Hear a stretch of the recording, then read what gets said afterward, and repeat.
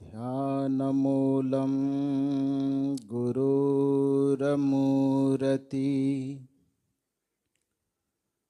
पूजामूलं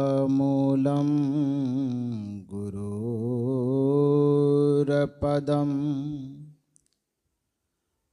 मन्त्रमूलं गुरुर्वाक्यम्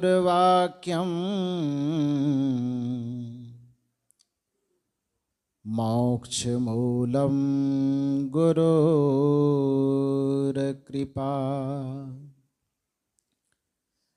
न हि सत्यात् परं ज्ञानं नास्ति तत्त्वं गुरोः परम् यस्मात् परतरं नास्ति तस्मै श्री गुरुवे नमः। तस्मै श्री गुरुवे नमः। गुरु के सुमिरन मात्र से नासत विघ्न अनंत ताते सर्वारंभ में ध्यावत है सब संत। हरिहर आदिक ब्रह्म है जगत पूज्य जो कोय सदगुरु की पूजा किए सबकी पूजा होय सबकी पूजा हो सबकी पूजा हो।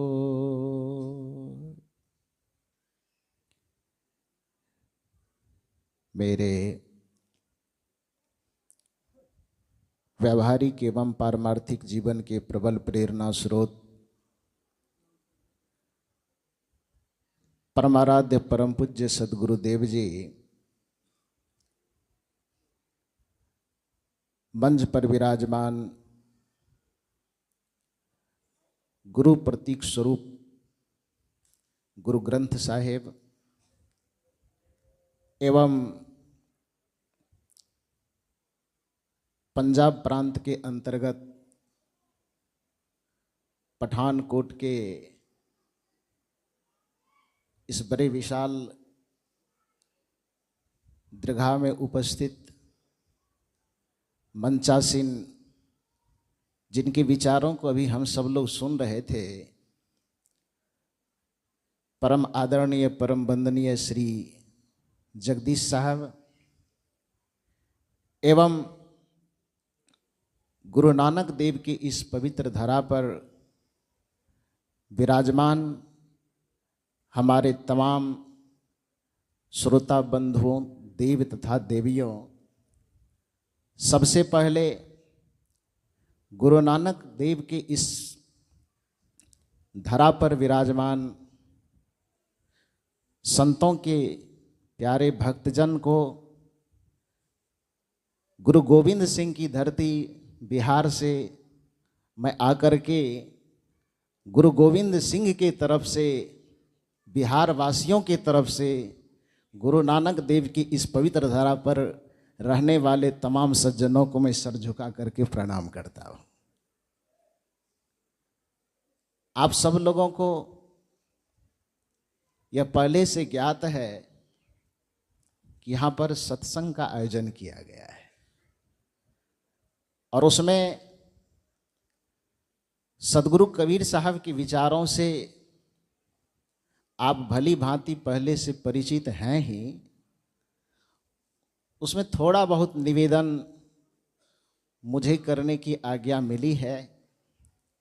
पता नहीं इसमें कितने लोग मुझसे पहले से परिचित हैं और कितने लोग पहली बार मुझे देख रहे हैं और सुन रहे हैं, ये मुझे नहीं पता। लेकिन आप लोगों के चेहरे की मुस्कुराहट को देख करके, आप लोगों के चेहरे की प्रसन्नता को देख करके मुझे ये लग नहीं रहा है कि आपकी और हमारी मुलाकात पहले हो रही है, बल्कि ये लग रहा है कि आपकी और हमारी मुलाकात जन्म जन्मांतर से सब दिन से होती आ रही है।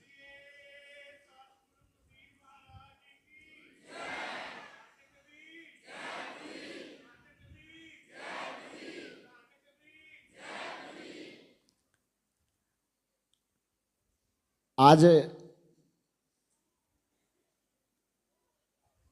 सदगुरु कबीर साहब के चिंतन आज से 623 वर्ष पहले इस धरती के लिए, संपूर्ण मानवता के लिए जितना प्रासंगिक उस समय रहा होगा, आज भी उस विचारों की, उस वाणियों की प्रासंगिकता उतनी ही है।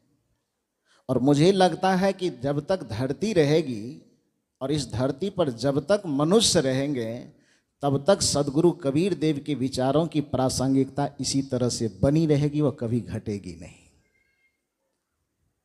क्योंकि जो संतों के अनुभवपूर्ण विचार होते हैं, उसके वर्ष ईस्वी कितने बीतते चले जाएं, दिन कितने बीतते चले, वो पुराना नहीं होता। हम जो सांस लेते हैं, ये हवा कभी पुरानी सांस लेते हैं हम क्या? पानी इस धरातल पर हजारों वर्षों से, लाखों वर्ष से होगा, लेकिन पानी कभी पुराना होता है क्या? लाखों वर्षों से हम सूर्य की रोशनी लेकर के जीवन पाते हैं, लेकिन सूर्य की रोशनी कभी पुरानी होती है क्या? जिस धरती पर हम खेलते हैं, पढ़ते बढ़ते हैं, जन्मते हैं और अंततः इस मिट्टी में ही हम समा जाते हैं, वो धरती कभी पुरानी होती है क्या? जिस तरह से धरती कभी पुरानी नहीं होती, जिस तरह से आसमान कभी पुराना नहीं होता, जिस तरह से पानी की शीतलता कभी पुरानी नहीं होती, जिस प्रकार से अग्नि की दाहकता कभी पुरानी नहीं होती, जिस प्रकार से चीनी का मिठास कभी पुराना नहीं होता, जिस प्रकार से नमक का नमकीनपन कभी पुराना नहीं होता, उसी तरह से संतों और गुरुजनों के अनुभवपूर्ण विचार कभी पुराने नहीं होते, कभी पुराने नहीं होते।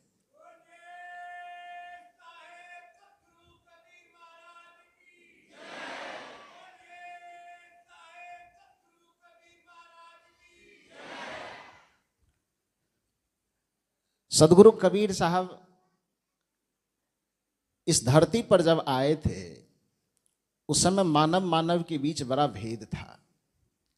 जाति को लेकर, संप्रदाय को लेकर, धर्म और मजहब को लेकर हर जगह टकराहट की स्थिति थी। सदगुरु कबीर साहब आए, उन्होंने देखा विभिन्न धर्मों के विचार अलग अलग फैले हुए। सदगुरु कबीर साहब इस धराधाम पर जब आए और उन्होंने बिखड़े समाज को देखा, बिखड़े मनुष्यता को देखा और मनुष्य के बिखड़े विचार को देखा, तो उन्हें लगा कि इन सब को एक जगह समेटना चाहिए। क्योंकि मनुष्यता जब सिमटी हुई होती है, तभी शांति की स्थापना हो पाती है। मानवता जब सिमटी हुई होती है, तभी धर्म की स्थापना हो पाती है। मानवता जब सिमटी हुई होती है, तभी एक सुंदर राष्ट्र की स्थापना हो पाती है। कुछ लोगों को यह लगता है कि ये संत महात्मा लोग जो होते हैं, ये बूढ़े बुजुर्गों के मनोरंजन का काम करते हैं। जिसको कोई काम धंधा नहीं होता, तो एक हॉल में सब इकट्ठे हो जाते हैं, सब बैठते हैं और बस सत्संग भजन कीर्तन करके, ताली बजा करके चल देते हैं। ये देश के प्रति, राष्ट्र के प्रति तो कोई काम करते ही नहीं। लेकिन सच्ची बात यह है कि मनुष्यता को इकट्ठा करने का जो भी काम कर रहा है, वो धर्म का काम तो कर ही रहा है, सच्चे अर्थ में वह राष्ट्र की सेवा भी कर रहा है। जो मनुष्य मनुष्य के बीच के खाई को पाटने का काम कर रहा है, जो मनुष्य के बीच में जो नफरत की दीवार खड़ी होती है, जो उस नफरत की दीवार को गिराने का काम करता है, जो मनुष्य के बीच में प्रेम के पुल बनाने का काम, प्रेम का धागा पिरोने का काम करता है, वह धर्म भक्ति का तो काम करता ही है, सच्चे अर्थ में वह राष्ट्र निर्माण का भी काम करता है, राष्ट्र सेवा का भी काम करता है। क्योंकि जब तक मनुष्यता को इकट्ठा नहीं किया जाएगा, जब तक मनुष्य को सुधारा नहीं जाएगा, जब तक मनुष्य को मनुष्य की तरह जीने का तरीका नहीं सिखाया जाएगा, तब तक आध्यात्मिक शांति प्राप्त करने की तो बात छोड़िए, भौतिक दृष्टिकोण से भी जीवन में कोई संतुलन नहीं रह सकता है। इसको एक उदाहरण से यदि मैं कहना चाहूँ तो आपसे निवेदन करूँ कि एक जगह पर 10 इंजीनियर इकट्ठे हुए। उन्होंने विचार किया कि हमें विश्व के संबंध में कुछ चिंतन अध्ययन करना है, तो एक बहुत बड़ा नक्शा लाया गया जो विश्व का नक्शा था। आपके हमारे सामने भारत भर का ही नक्शा रख दिया जाए तो उसमें इतनी छोटी छोटी लकीरें होती है, इतने छोटे छोटे राज्य के चित्र बनाए होते हैं, जिला के चित्र बनाए होते हैं कि उसको आम आदमी को समझना थोड़ा मुश्किल हो जाएगा। होगा कि नहीं होगा? और जब हमारे सामने विश्व का नक्शा ला दिया जाए तो उसमें कौन सा देश, श्रीलंका किधर है, जापान किधर है, जर्मनी किधर है, अमेरिका किधर है, ऑस्ट्रेलिया किधर है, ये समझना मुश्किल हो जाएगा। तो सभी इंजीनियर इकट्ठे हुए और उन लोगों ने विचार किया कि विश्व पर कोई काम करने के लिए सबसे पहले विश्व के नक्शा को समझना आवश्यक है। वो नक्शा लाया एक बहुत बड़ा, और एक कमरे में बैठा कुछ उस पर काम कर रहा था, शोध कर रहा था।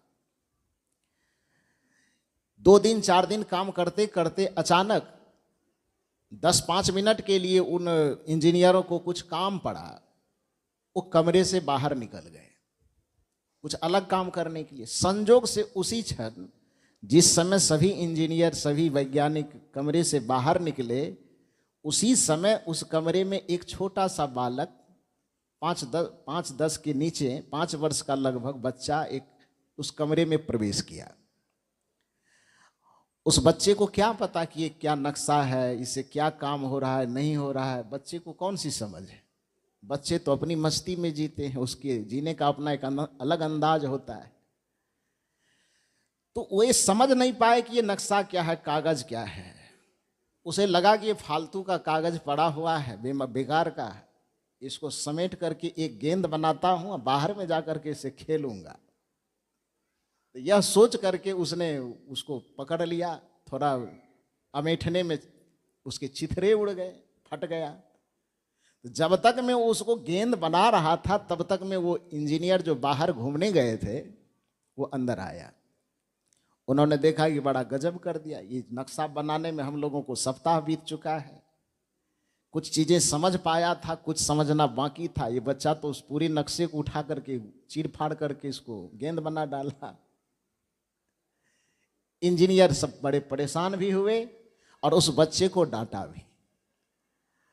बच्चे से कहा कि ये तुमने क्या किया। बच्चे डर से रोने लगे। उसे कहा मुझे तो कुछ पता नहीं था। अब डांटा फटकारा ही जा सकता, इससे ज्यादा क्या किया जा सकता है। अंत में हाथ मल करके मरोड़ करके इंजीनियर निराश हुए और सबने कहा कि भाई नक्शा बहुत मेहनत से ऊपर किया था हम लोगों ने, इस नक्शे को फिर से सुधारा जाए। ध्यान दीजिएगा बात पर।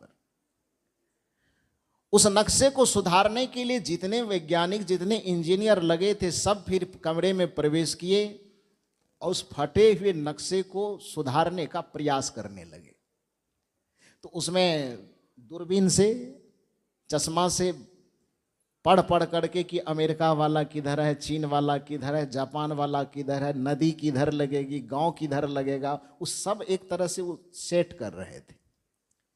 उस कार्य को करने में उसको महीनों गुजर गए, संभव नहीं हो। इधर सेट करते थे उधर बिगड़ जाता था, उधर सेट करते थे उधर बिगड़ जाता था। अंत में क्या हुआ, महीनों बीत जाने के बावजूद जब उस कार्य में सफलता नहीं मिली तो सब वैज्ञानिक माथा पीटते पीटते निराश हो रहे थे। अचानक वह बच्चा फिर उस कमरे में प्रवेश किया और उस बच्चे ने कहा कि बगल से आप लोगों को किसी ने चाय ऑफर किया है, चाय पीजिए, दिमाग थोड़ा ठंडा होगा। तो बच्चे को देख करके पहले तो उस इंजीनियर लोगों को गुस्सा लगा, फिर भी उसे लगा कि परेशान है, चाय पिला रहा है तो पी लेना चाहिए। तो कहा कि वहाँ पर बगल में कोई चाय पिला रहे हैं, आपको बुला रहे हैं, आप लोग जाइए। चाय पीने के ख्याल से 5-10 मिनट की खातिर वो इंजीनियर लोग कमरे से बाहर गए। अब समझ लीजिए कि चाय पीने में कितना वक्त लगता है। मैं 10 मिनट कह रहा हूँ तो शायद ज़्यादा कह रहा हूँ, लेकिन एक मानने की बात है तो 10 मिनट मान सकते हैं आप। लगभग 10 मिनट उसे चाय पीने में लगा होगा। उस 10 मिनट के दरमियान में वो बच्चे जो कमरे के अंदर थे उस नक्शा को ठीक ठाक करके सही पोजीशन में ला दिया। कितना देर में? 10 मिनट। समझ रहे हैं ना? वो 10 मिनट के अंदर उस नक्शा को उन्होंने सही कर दिया। इंजीनियर जब बाहर से चाय पी करके कमरे में आया तो इंजीनियर ने देखा कि नक्शा तो सही है, बिल्कुल जैसा पहले था उस तरह से सही सेटिंग हो गया। हैरानी से उन इंजीनियरों ने बच्चे से पूछा कि भाई इधर आओ, बताओ कि ये काम तुम किया कैसे? इस नक्शा को सुलझाने में, समझने में तुम जब पूर्ण रूपेण पहले सही था तब भी हम समझ नहीं पा रहे थे, उसके बाद जब तुमने इस नक्शे को फाड़ दिया तो इसको सीधा करने में मेरा नाकों दम बीत गया। 1 महीने का वक्त लगा, माथा पच्ची करते करते मैं थक गया, परेशान हो गया, फिर भी इस नक्शे को मैं सही नहीं कर पाया। इधर सही करता था उधर खराब होता था, उधर सही करता था इधर खराब होता था। आखिर 10 मिनट के अंदर तो उस नक्शा को सही कैसे कर दिया? बता, तुझे इतनी जानकारी कहाँ से आई कि चीन, जापान, जर्मनी, श्रीलंका कहाँ है, भारत कहाँ है, भारत में पंजाब कहाँ है, पठानकोट कहाँ है, ये तू जाना कैसे? पठानकोट में ये सत्संग हॉल कहाँ पर स्थित, ये कैसे जान गया? ये बताओ, तुम्हें पता कैसे चला? उस बच्चे ने कहा कि मैं ये सब कुछ नहीं जानता हूं। इंजीनियरों ने कहा कि तू बेवकूफ बनाता है हम लोगों को, जानता नहीं तो आखिर ठीक किया कैसे, ये बताओ। बच्चे ने कहा सच में मैं कुछ नहीं जानता हूं। इंजीनियरों ने कहा नहीं, बता दे, मैं डरा करके नहीं पूछना चाहता, यदि तुम्हारा पैर भी मुझे पकड़ना पड़े तो मैं पकड़ लूंगा, लेकिन बता दे कि ये ठीक कैसे किया। बच्चे ने कहा उन इंजीनियरों से, उन बुद्धिजीवियों से, उन वैज्ञानिकों से, ये सचमुच में मुझे पता नहीं कि चीन, Japan, Germany, Nagaland, Thailand, Bihar, Punjab, Bharat कहाँ है, ये मुझे पता नहीं। लेकिन जिस नक्शे को मैं फाड़ा, जिस नक्शे पर आप काम कर रहे हैं, उस नक्शा के 2 पृष्ठ हैं। एक पृष्ठ पर आपका नक्शा बना हुआ है, ध्यान दीजिए मेरी बातों पर। अब एक पृष्ठ पर नक्शा बना हुआ है जिसको आप सही करने में महीनों लगा दिए, और उसी के पिछले पृष्ठ पर एक आदमी का चित्र बना हुआ है।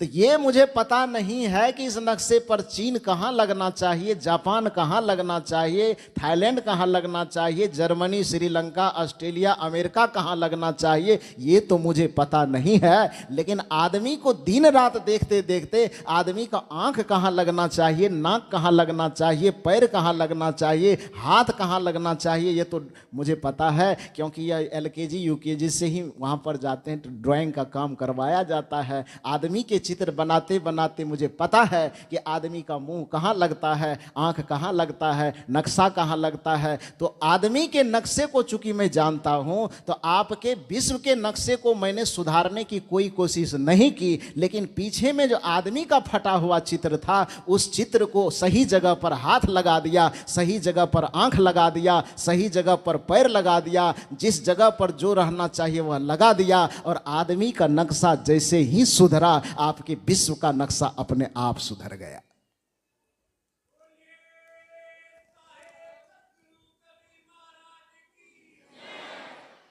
पूरे संसार का नक्शा सुधर गया। इसके कहने का भाव क्या है? कहने का भाव यह है कि राष्ट्र यदि परेशान होता है तो आज तक किसी घोड़े, गधे, बैल के कारण परेशान नहीं होता है। दुनिया में कोई तनाव आती है, कोई परेशानी आती है, कोई उलझन आती है तो चीता, बाघ, भालू, सियार, सांप, बिच्छू के कारण नहीं आती है। इस संसार में जितने उपद्रव हो रहे हैं, अभी हमारे साहब, जब मैं वहाँ पर आदरणीय राजेंद्र बाबू की निवास पर बैठा हुआ था तो मुझसे पूछे कि पंजाब प्रांत आप पहली बार आए हैं? मैंने कहा जी पहली बार आया हूँ। आया पहली बार हूँ, पहली बार भले आया हूँ लेकिन आखिरी बार नहीं आया हूँ। मैं दावा ठोक के जा रहा हूँ कि पहली बार आया हूँ, सब दिन आते रहूँगा।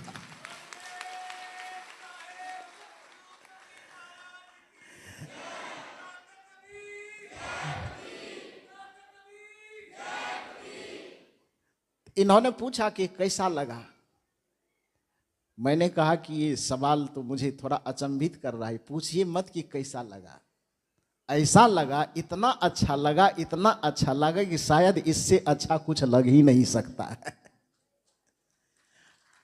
आप लोगों से मिलकर, आप लोगों को देखकर, आप लोगों के भाव, आप लोगों के हृदय को पढ़कर, समझकर यही लग रहा है कि मैं शायद जब से जन्म लिया तब से अपने से बिछड़ा हुआ था। जन्म देने वाले बिहार की धरती पर मेरी देवकी माँ बैठी हुई होगी, और आप लोगों के बीच में जब आया तो यहाँ पर, वहाँ बिहार से मैं नंद और मैं देवकी और वसुदेव को छोड़ करके आया, और इस पंजाब की धरती पर आया तो मुझे वसुदेव और देवकी यशोदा मैया मिल गई। इससे ज़्यादा बेहतर बात और क्या हो सकती है।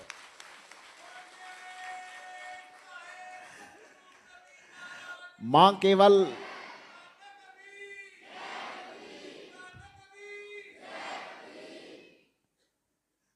एक माँ के गोद को छोड़ करके दूसरे माँ के गोद में आया। बिहार की धरती पर वसुदेव छूट गए, लेकिन यहां आकर के नंद मिल गए। बिहार की धरती पर देवकी माँ छूट गई, यहां आकर के यशोदा माँ मिल गई। तो देखने के बाद मतलब आपके भाव विचार, आप लोगों के प्रेम और स्नेह को देख करके पहले तो ये एहसास ही नहीं हो रहा है कि मैं कोई नया जगह आया हूं। मुझे लग रहा है कि अपनों के बीच आया हूं, अपने परिवार के लोगों से मिल रहा हूं। और उसके बाद इन्होंने पूछा नहीं, बताया कि यहां जो नशा की समस्या, दुर्व्यसन की समस्या, ये सारी समस्या है, इस पर थोड़ा सा विचार आप रखेंगे। तो मैंने कहा साहब ये यहाँ की समस्या नहीं है। धरती में जहाँ कहीं भी अज्ञानता है, जहाँ कहीं भी नादानी है, जहाँ कहीं भी मनुष्य है, पशु की बात छोड़, बैल में कहीं ये समस्या नहीं है, गधों के बीच में कहीं ये समस्या नहीं है। धरती के 20-21 साल मुझे प्रवचन करते करते हो गए। 12 वर्ष की अवस्था में मैं घर छोड़ करके संन्यास मार्ग में निकला था, और फिर साधना मार्ग में रहते रहते प्रचार प्रसार इस तरह से फैला कि फिर आज आपकी गोद में आकर के खेलने का मौका मिल रहा है। भगवान बुद्ध एक बात कहा करते थे कि इत्र के सुगंध में मात्र इतनी सी क्षमता है। इत्र माने समझते हैं ना, सुगंध, सेंट जिसको बोलते हैं। भगवान बुद्ध कहा करते कि इत्र के सुगंध में मात्र इतनी क्षमता है कि वह उधर ही प्रवाहित हो सकती है जिधर हवा का रुख है, जिधर हवा अनुकूल हो। हवा यदि पश्चिम के तरफ चल रही हो तो इत्र के सुगंध पूरब नहीं जा सकती। जा सकती है क्या? भगवान बुद्ध कहा करते कि इत्र के सुगंध के पास हवा के अनुकूल दिशा में चलने की क्षमता है, लेकिन आदमी के चरित्र में यदि सुगंध पैदा हो जाए तो हवा के विपरीत दिशा में जाकर के 10 दिशाओं में एक साथ फैल सकता है। यह चरित्र में ताकत होती है, ये गुण में ताकत होती। यही कारण है कि सदगुरु कबीर साहब कहा करते थे कि मानुष तेरा गुण बड़ा, मांस न आवे काज, हार न होते आभरण, त्वचा न बाजन बाज। मनुष्य के चरित्र में यदि खुशबू पैदा हो जाए, मनुष्य के संस्कार में यदि खुशबू पैदा हो जाए, मनुष्य के स्वभाव में यदि खुशबू पैदा हो जाए, तो धरती के किसी कोने में एक जगह पर बैठ कर के पूरे संसार पर वह राज कर सकता है। पूरे संसार के दिलों में वह अपना घर बना सकता है। आपके गुण में, आपके चरित्र में वो क्षमता है। इसलिए मनुष्य को अपने शरीर को संवारने का प्रयास तो करना ही चाहिए, लेकिन शरीर को संवारने के साथ साथ अपने संस्कार और स्वभाव, चरित्र, गुण को भी संवारने का प्रयास करना चाहिए। शरीर आपका संवरता है, आपके जहाँ पर आप वास करते हैं, नहाते हैं, धोते हैं, वहाँ पर आपका शरीर साफ सुथरा होता है, वहाँ पर आपका शरीर संवरता है। लेकिन यदि आपको अपना मन संवारना हो, आपको अपना बुद्धि संवारना हो, आपको अपना विचार, स्वभाव और संस्कार संवारना हो, तो इसके लिए कोई वाशरूम नहीं बना है। इसके लिए जो वाशरूम बना है वह यहाँ पर, वह सत्संग हॉल में बना हुआ है। यहाँ पर संतों के ज्ञान गंगा में आकर के जब आप डुबकी लगाते हैं तो आपके चरित्र को संवारा जाता है, आपके गुणों को संवारा जाता है, आपके स्वभाव और संस्कारों को संवारा जाता है। इसलिए कहा जाता है कि बाहर का पानी, चाहे वो चापाकल का पानी हो, कि पोखर का पानी हो, कि गंगा का पानी हो, कि कावेरी का पानी हो, कि यमुना का पानी हो, कि त्रिवेणी का पानी हो, जहां कहीं भी हम जाएंगे वहां पर हमारे शरीर की सफाई होगी। लेकिन एक त्रिवेणी यहाँ है जो प्रवाहित हो रही है ज्ञान, भक्ति और वैराग्य की, ज्ञान, भक्ति और कर्म की, गुरुवाणी के ज्ञान का प्रवाह जहां पर हो रहा है। यह एक ऐसी गंगा है जिस गंगा में जिस व्यक्ति का तन डुबकी लगा लेता है, मन डुबकी लगा लेता है, उसके जीवन के समस्त कलमश धुल जाते हैं और उसका जीवन परम पावन हो जाता है। इसलिए कहा जाता है सद्ज्ञान की गंगा प्रवाहित है, गुरुदेव आपके चरणों में। एक गंगा प्रवाहित हुई जो गंगोत्री से प्रवाहित होती है और गंगा सागर में जाकर के विलीन हो जाती है। लेकिन एक गंगा ऐसी है जो गुरु के मुख से, गुरु के चरण के प्रताप से प्रवाहित होती है और वो भक्तों के हृदय में जाकर के विलीन हो जाती है। भक्तों के हृदय रूपी गंगा सागर में जाकर के विलीन होती है। तब उस ज्ञान की पूर्णता, तब उस भक्ति की पूर्णता होती है। विचारक कहते हैं सद्ज्ञान की गंगा प्रवाहित है, गुरुदेव आपके चरणों में। कहा इससे लाभ क्या होता है? सद्ज्ञान के गंगा में डुबकी लगाने से क्या लाभ होता है? तो विद्वान बताते हैं कि इसमें जो लाभ होता है वह लाभ कहीं नहीं होता। कहा कैसे? कहा इसलिए कि बाहर के गंगा में कोई आदमी यदि डुबकी लगाने भी जाता है पवित्रता के ख्याल से, तो वहां पर डुबकी लगाने तो जाता है, लेकिन गहराई में डुबकी मारने से भी डरता है। वो डरता है कि नहीं डरता है? उसे लगता है कि शायद एक सीमा से बाहर आगे चला गया, यदि डुबकी मारा तो ऐसे डूबूंगा कि फिर मर ही जाऊंगा। लगता है कि नहीं लगता है? तो बाहर के गंगा में वह डुबकी मारने भी गया है, फिर भी डर डर के डुबकी मार रहा है, क्योंकि एक डर अभी भी मन में समाया हुआ है कि कहीं यदि इसमें गहराई से डूबा तो मर ही जाऊंगा।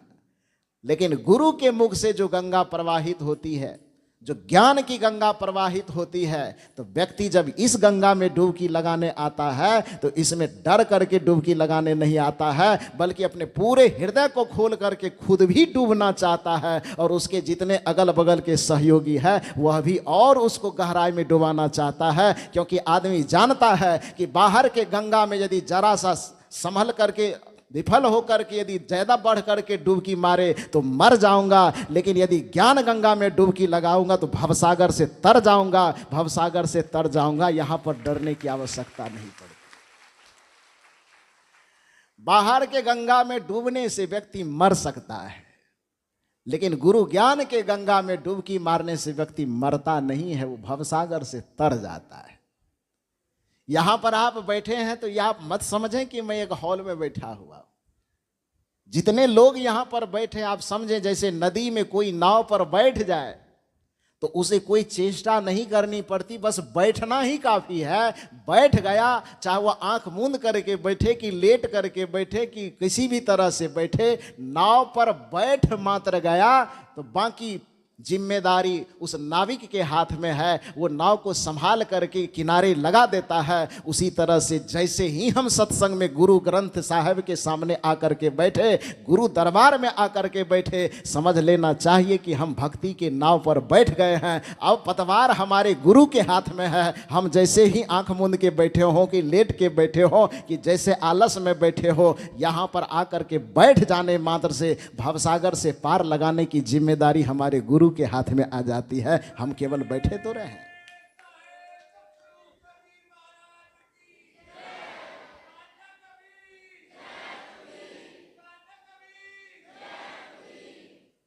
इसलिए कहा जाता है इस पवित्र गंगा में इतनी ताकत है कि विचारक कहा करते हैं, सत्संग की गंगा में जो नित्य नहाते हैं, जो इस सत्संग की गंगा में नित्य नहाते हैं, चाहे वो कितना पापी से पापी आदमी हो, किसी के चित्त में कितनी ही मलिनता क्यों ना हो, क्या होता है, धुल जाता है। आप एक हारमोनियम मेरे पास यहां ला दीजिए, इस साइड में दीजिए। विचारक कहते हैं सत्संग की गंगा में जो नित्य नहाते हैं, तो उसके परिणाम में मिलता क्या है, उसके परिणाम में यह मिलता है पापी से पापी भी पावन बन जाते हैं। जो सत्संग की गंगा में नित्य नहाते हैं, तो जो पवित्र आदमी है वो तो पवित्र है ही। यदि किसी के अंदर पाप भी भरा हुआ है, विकार भी भरा हुआ है, तो वो पापी से पापी आदमी भी पावन बन जाते हैं। इसका उदाहरण तो आप प्राचीन काल से अंगुलीमाल के नाम से, रत्नाकर के नाम से तो आप जानते ही हैं, वो बताने की आवश्यकता नहीं है।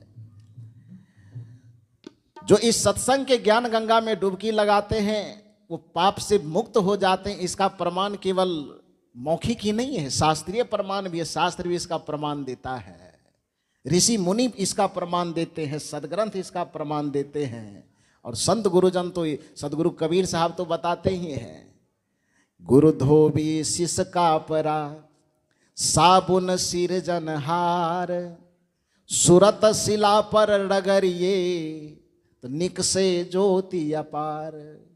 ज्योति अपार, ये जीवन चमकने लगता है, इस जीवन का संपूर्ण कलमश धुल जाता है इस सत्संग में। कारण क्यों धुलता है? इसको यदि आप एक सामान्य सा उदाहरण से समझे, चूंकि यहाँ जितने लोग बैठे हैं उसमें खेती के संबंध में सब लोग थोड़ा बहुत जानते होंगे। खेत में जब हम फसल लगाते हैं, उसको सींचने के लिए, पटवन करने के लिए, उसमें बिजली से जो मोटर चलता है, पंपिंग सेट चलता है, या कहीं नहर की व्यवस्था है तो नाले के माध्यम से पानी ले जाते हैं ना। तो यदि हमें 1 घंटा नहर से या मोटर से या पंपिंग सेट से पानी डाल करके खेत सींचने का मौका मिले, तो 1 घंटे में लगभग कितने खेत की सिंचाई कर डालेंगे हम लोग? पूछ रहा हूं आप लोगों से, थोड़ा बताइए, कितने खेत को सींच डालेंगे लगभग 1 घंटा में? कितना सींचेंगे? 1 एकड़ जी? कितना बोले?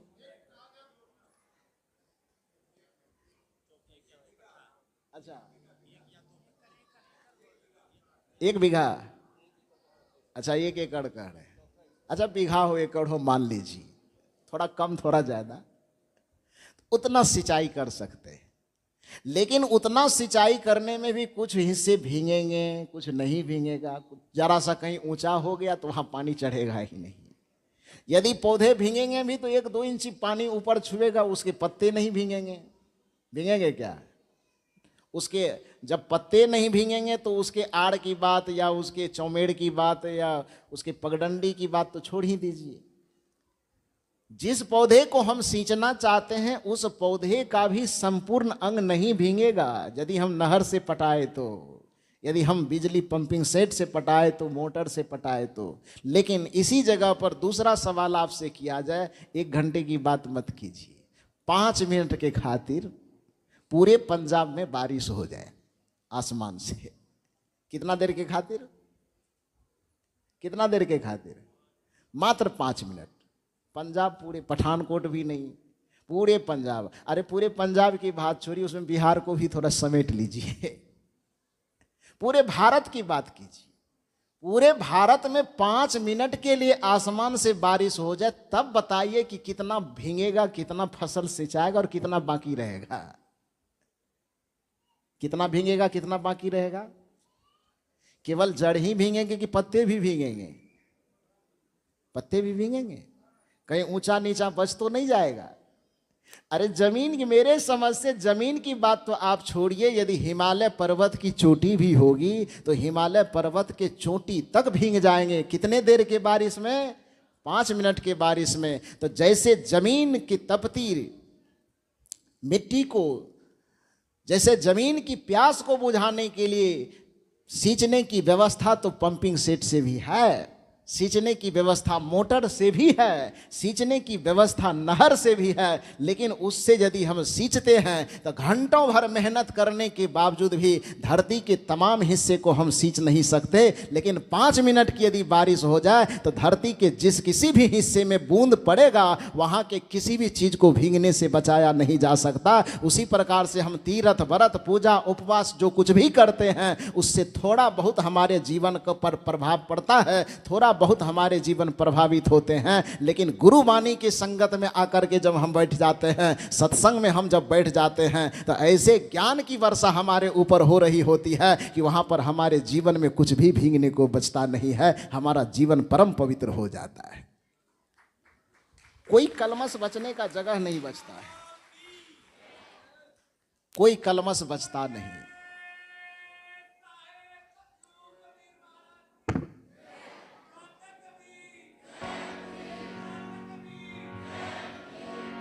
इसलिए कहा जाता है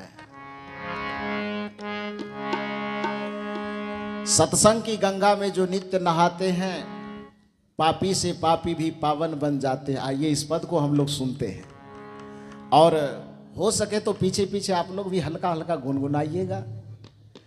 और ना समझ में आवे, समझ में तो आएगी ही, क्यों नहीं समझ में आएगी, हल्की हल्की ताली बजाइएगा तो बड़ा आनंद आएगा। सुनाऊं? आप लोगों की इजाजत है? सुनाता हूं। सत्संग की गंगा में, सत्संग की गंगा में जो नित्य नहाते हैं, सत्संग की गंगा में जो नित्य नहाते हैं, सत्संग की गंगा में जो नित्य नहाते हैं, सत्संग की गंगा में जो नित्य नहाते हैं, सत्संग की गंगा में जो नित्य नहाते हैं। परिणाम क्या होता है? पापी से पापी भी, पापी से पापी भी पावन बन जाते हैं, पापी से पापी भी पावन बन जाते हैं, सत्संग की गंगा में जो नित्य नहाते हैं, पापी से पापी भी पावन बन जाते हैं।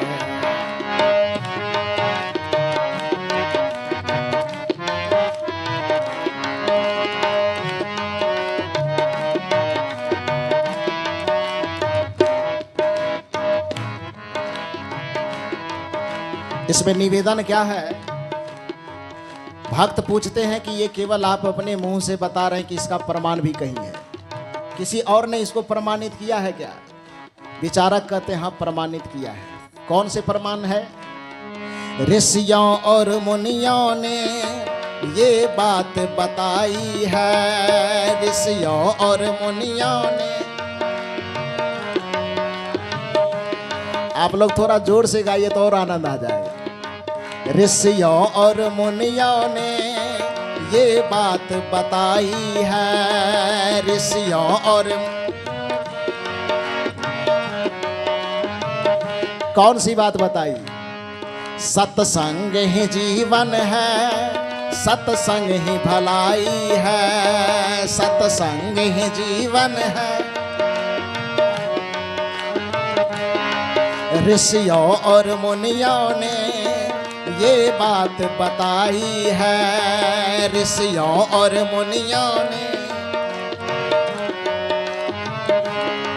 सत्संग ही जीवन है, सत्संग ही भलाई है, सत्संग ही जीवन है। ये वेद बताते हैं,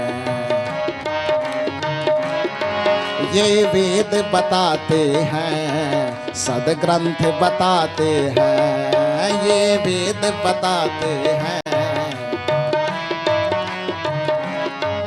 ये वेद बताते हैं, सदग्रंथ बताते हैं, ये वेद बताते हैं। क्या बताते हैं? सत्संग की गंगा में जो नित्य नहाते हैं, सत्संग की गंगा में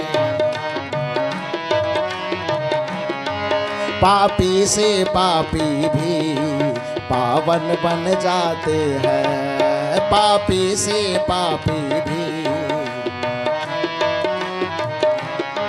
सत्संग की गंगा में जो नित्य नहाते हैं, सत्संग की गंगा में, सत्संग की गंगा में जो नित्य नहाते हैं, सत्संग की गंगा में पापी से पापी भी पावन बन जाते हैं, पापी से पापी भी।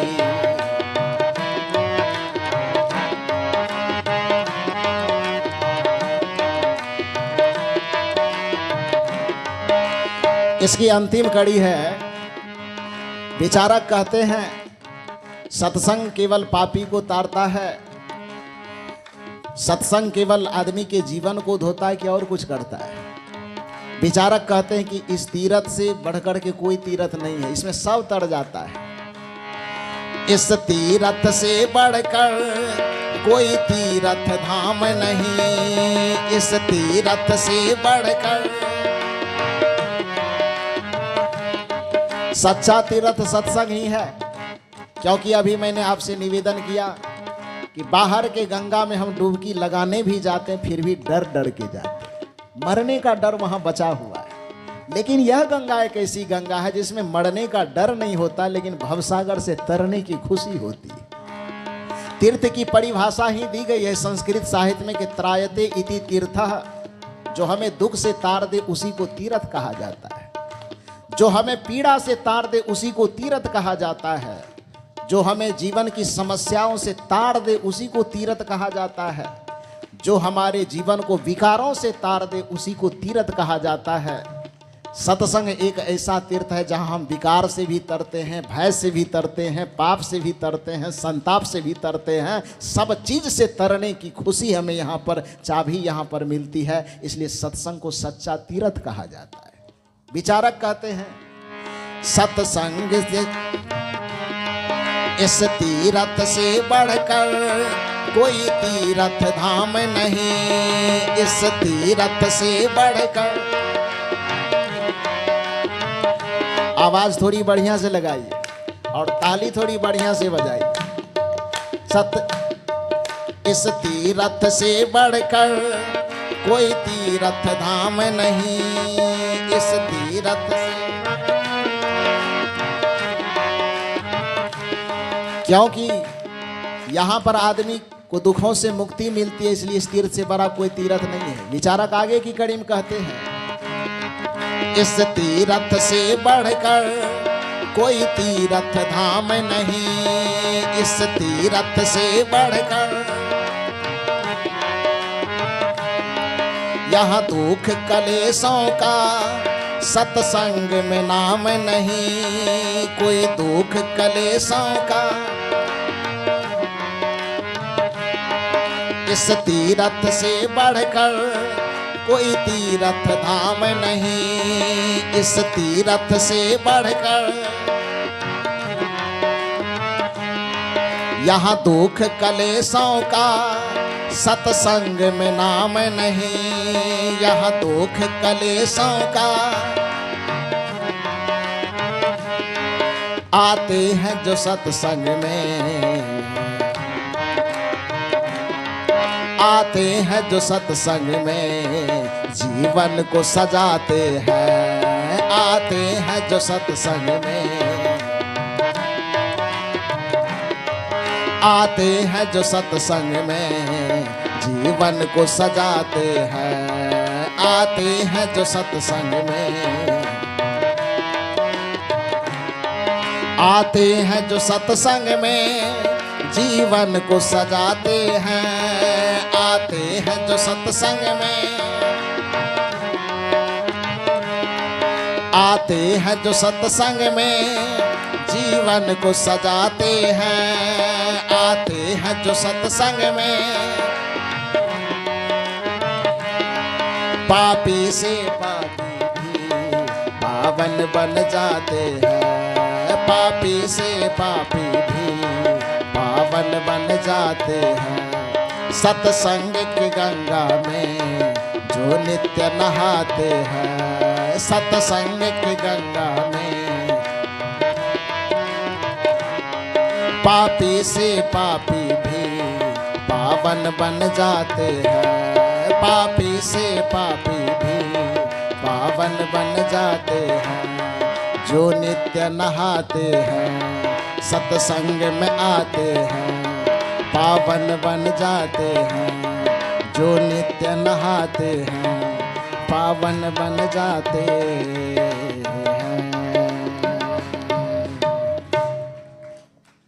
बोलिए सद्गुरु कबीर साहेब की। सत्संग की गंगा में जो नित्य नहाते हैं, पापी से पापी भी पावन हो जाते।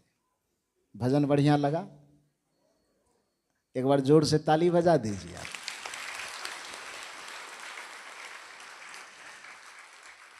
सत्संग की गंगा में जो नित्य नहाते हैं, तो पापी से पापी भी पावन बन जाते। यह गंगा एक ऐसी गंगा है जहां आदमी के जीवन के समस्त कलमश धुल जाते। बस इतना सा ही तो काम करना है कि जीवन के सारे मैल धुल गए, फिर सदगुरु कबीर साहब कहते हैं कि किसी को खोजने की आवश्यकता नहीं पड़ेगी। जिसे खोजना होगा वो आपको खोज लेगा। शांति आपको खोजनी नहीं पड़ेगी, परमात्मा भी आपको खोजना नहीं पड़ेगा, सफलता आपको खोजनी नहीं पड़ेगी, भगवान आपको खोजना नहीं पड़ेगा, बल्कि सभी भगवान, सभी ईश्वर, सभी परमात्मा खोजते खोजते आपके पास आ जाए।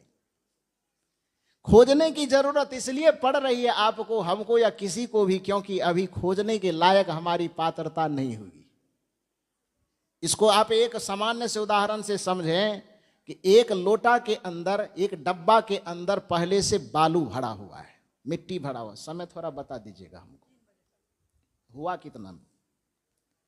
एक डब्बा के अंदर पहले से बालू अथवा मिट्टी भरा हुआ है, तो आप मुझे बताने की कृपा कीजिए कि उसमें अब हमको हवा भरना है। उस डब्बा के अंदर मुझे क्या भरना है? हवा भरना है। तो हवा भरने के लिए हमें हवा को बुलाने की आरजू मिन्नत करनी पड़ेगी, प्रार्थना करना पड़ेगा, निवेदन करना पड़ेगा कि हमको डब्बा से बालू को हटाना पड़ेगा। क्या करना होगा? डब्बा में से हम मिट्टी और बालू को हटावे नहीं, और हवा से दिन रात बैठ करके हम प्रार्थना करते रहें कि आप डब्बा में भर जाइए। हे हवा महाराज, हे हवा भगवान, हे हवा ईश्वर, हे हवा अल्लाह, खुदा, जो भी कहना हो, उस हवा से ईश्वर, अल्लाह, खुदा, गॉड, जो भी उसको नाम आप और हम देना चाहें दे दें, और उनसे दिन रात बैठ करके हम प्रार्थना करते रहें कि आप इस डब्बे के अंदर प्रवेश कर जाइए। लेकिन उस डब्बा को हमने पहले से खाली नहीं किया, भरा हुआ है। तो आप बताइए कि दुनिया की कोई भी प्रार्थना, दुनिया का कोई भी जप, दुनिया का कोई भी तप, दुनिया का कोई भी मंत्र उस डब्बे में हवा को भर सकता है क्या? भर सकता है? और हमने कोई मंत्र न जपा, कोई व्रत नहीं किया, कोई पूजा नहीं किया, कोई कथा नहीं की, कोई कीर्तन नहीं की, केवल इतना सा काम किया कि हमने डब्बा में भरे हुए मिट्टी को खाली कर दिया। अब हवा को यदि रोकना भी हम चाहें कि उस डब्बा में तुम ना जाओ, तो हवा को रोक पाएंगे क्या? मेरी बात आप समझ रहे हैं मैं क्या कह रहा हूं? यदि उस डब्बे के अंदर हवा को हम रोकना भी चाहें कि आप मत जाओ, वो हिंदू वाला है कि वो मुसलमान वाला है, वो डब्बा सिख वाला है कि वो ईसाई वाला है, वो फलाने धर्म को मानता है या दूसरे धर्म को मानता है, उस हवा को रोकने की पूरे दुनिया के लोग मिलकर के रोकने की भी कोशिश कर देंगे कि उस डब्बा वो खाली हो चुका है, उस डब्बे में मत जाओ। हवा कहेगा यार मैं रोके से रुक नहीं सकता, वो कोई धर्म मानता हो, क्या मानता हो, नहीं मानता हो, मुझे इसकी कोई जानकारी नहीं, उसका डब्बा खाली हो चुका है, उस डब्बा में मुझे जाने दे, क्योंकि मुझे कोई धर्म कोई मंत्र प्रभावित नहीं करता है, बल्कि डब्बा खाली हो गया, हमें उसमें भरने के लिए जाना है।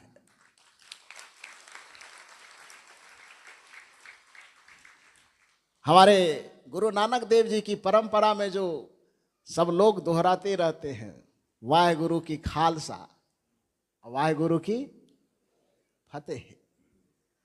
हो सकता हो इस खालसा शब्द का अर्थ अपने दृष्टि में कुछ अलग होता हो, लेकिन मेरी दृष्टिकोण से आप पूछें, वो खालसा का अर्थ अपने आप को खाली कर देना है, अपने आप को विकारों से खाली कर देना है, अपने आप को बुराई से खाली कर देना है, अपने आप को पाप से खाली कर देना है। और गुरु नानक देव जी यह कहते हैं, उन्होंने दुनिया को यह मंत्र दे करके गया है कि जो व्यक्ति अपने आप को बुराई से खाली कर लेगा, जो व्यक्ति अपने आप को अवगुण से खाली कर लेगा, जो व्यक्ति अपने आप को पाप विकार और दुर्गुण से खाली कर लेगा, दुनिया का कोई भी फतह ऐसा नहीं है जो वह हासिल नहीं कर सकता है, चाहे वह भौतिक फतह हो कि आध्यात्मिक फतह हो, वह उसके मुट्ठी में होगा। यही गुरु नानक देव जी का मंत्र है।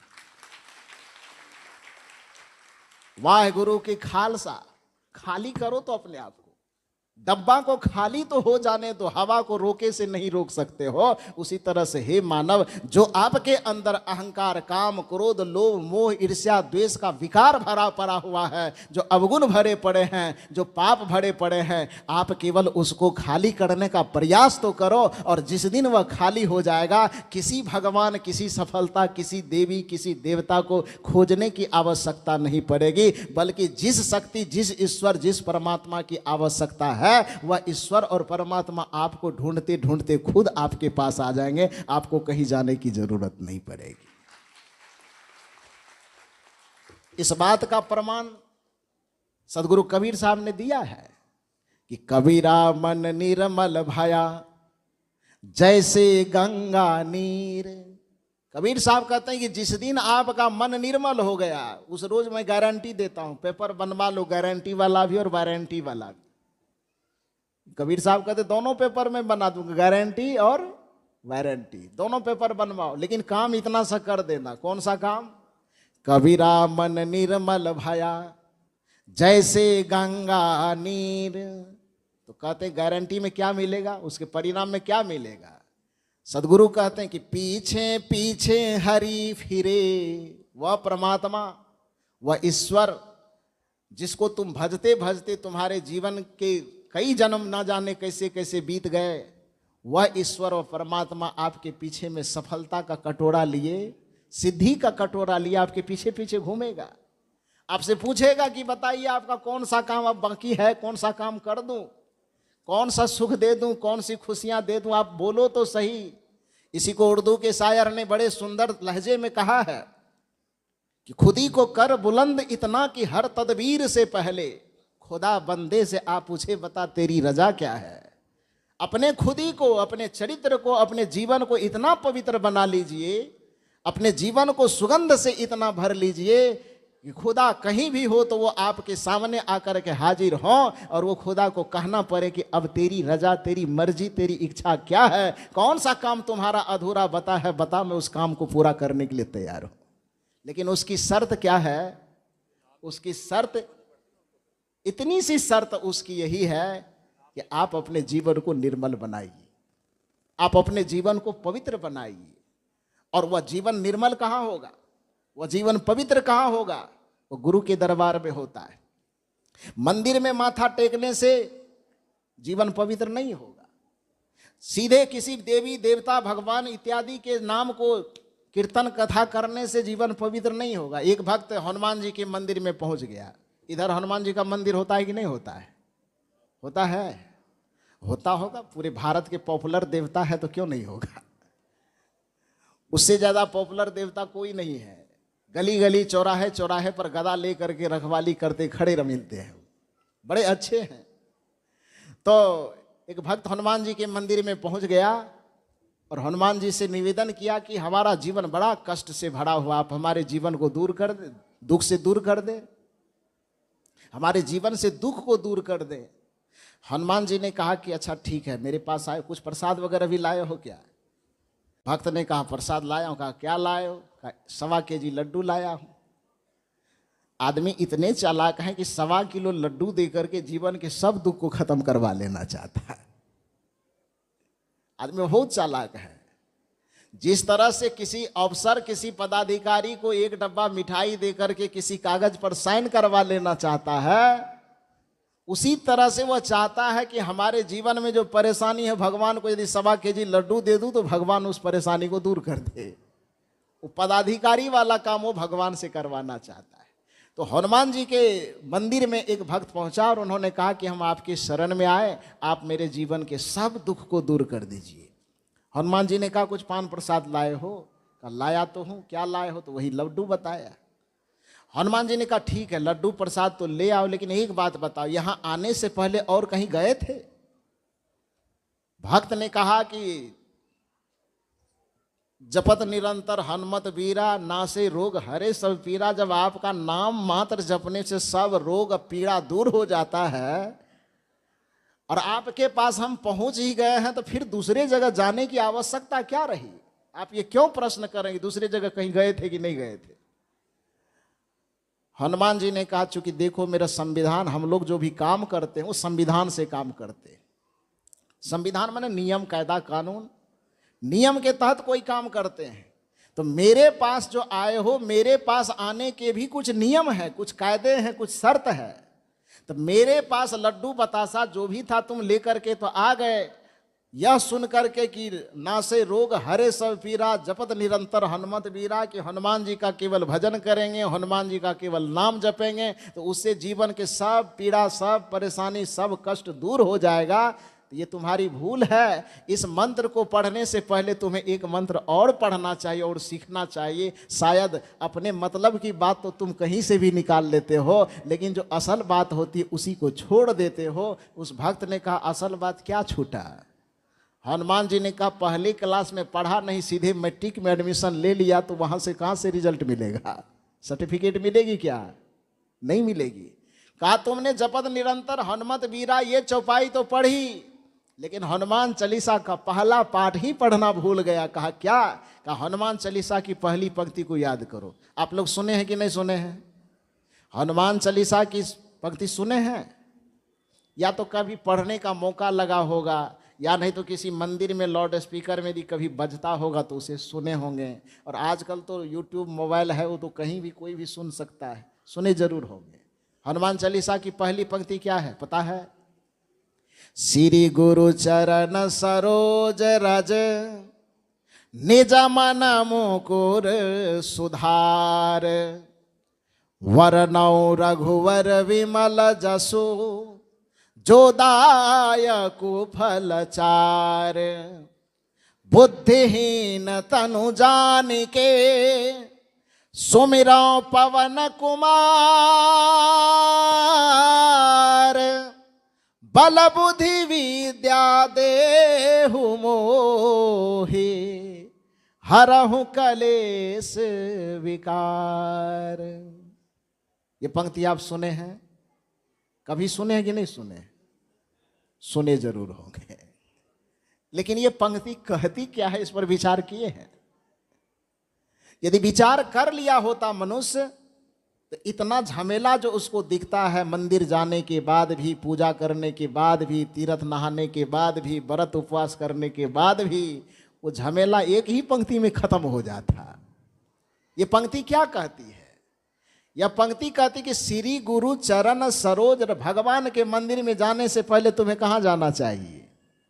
भगवान के सामने में, भगवान के प्रतिमा के सामने माथा टेकने से पहले तुम्हें कहाँ माथा टेकना चाहिए? यह पंक्ति खुद बताती है। क्या कह रही है? श्री गुरु चरण सरोज रज। श्री गुरुदेव के चरण रज से अपने मस्तक को मिलाओ, श्री गुरुदेव के चरण में अपने मस्तक को झुकाओ, गुरुदेव के शरण में जाकर के समर्पित हो। वहां समर्पित होने पर होगा क्या? तो तो कहते निज मन मुकुर सुधार। इस पंक्ति पर ध्यान दीजिए आप। मन मुकुर, निज मन खुद होता है, और मन तो मन ही होता है। अब मुकुर का मतलब होता है मन पर लगे हुए गंदगी, मन पर लगा हुआ गंदगी। और मन पर लगे हुए गंदगी को साफ करने के लिए दुनिया के तमाम लोग कहते हैं, श्री राम ने कहा रामचरितमानस में कि निर्मल मन जन सो मोहि पावा, मोहि कपट छल छिद्र न भावा। कि यदि कोई व्यक्ति मुझे पाना चाहता है, रिझाना चाहता है, मनाना चाहता है, तो उसकी शर्त कोई पूजा, कोई पान, कोई प्रसाद नहीं है। मुझे रिझाने की एक ही शर्त है कि अपने मन को कोई पवित्र कर ले, तो मुझे बड़ी आसानी से प्राप्त कर सकता है। कबीर साहब भी यही कहते हैं, सब संत भी यही कहते हैं। तो हनुमान जी कहते हैं कि जीवन में जो 4 फल चाहिए, अर्थ, धर्म, काम और मोक्ष, तो उसे प्राप्त करने का दरवाजा कोई मंदिर, कोई तीर्थ नहीं है। उसको प्राप्त करने का सबसे पहला दरवाजा है श्री गुरु चरण सरोज रज। श्री गुरुदेव के चरण में जा करके अपने जीवन को अर्पित करो। और वहां अर्पण से होगा क्या? तो निज मन मुकुर सुधार। तुम्हारे मन रूपी दर्पण पर जो गंदगी जम गई है, जो पाप जम गया है, जो विकार जम गया है, वो पाप, वो विकार साफ हो जाएंगे, वो धुल जाएंगे। और जैसे ही वह धुलेगा तब तीसरा काम बचेगा, वरनौ रघुवर विमल जसु। जिस किसी इष्ट को आप मानते हैं, फिर उस इष्ट को आप वरण कीजिए। लेकिन यहां होता क्या है कि हम समझते हैं कि मंदिर चले गए, सत्संग की आवश्यकता क्या है? हम थोड़ा सा माला जप लिए, गुरु की आवश्यकता क्या है? हम थोड़ा सा पान प्रसाद चढ़ा दिए, सत्संग भजन करने की आवश्यकता क्या है? संतों के शरण में जाने की आवश्यकता क्या है? लेकिन आप याद रखिए कि जो अनुभव आपको संत के शरण में आने से मिलेगा, दुनिया के किसी भी जगह पर जाने से वो अनुभव आपको प्राप्त नहीं हो सकता है। क्योंकि कुछ ज्ञान ऐसे हैं जो अनुभव के द्वारा ही अर्जित किए जाते हैं। वो ज्ञान न तो रामायण दे सकता है, न गीता दे सकती है, न वेद दे सकता है, न पुराण दे सकता है, न शास्त्र दे सकता है। बल्कि वेद, शास्त्र, पुराणों की बातों को जब अनुभव के आधार पर कोई संत, कोई साधक आपको बताते हैं, कोई गुरु आपको बताते हैं, तो फिर उस बातों की कीमत बढ़ जाती है, बातों का वजन बढ़ जाता है।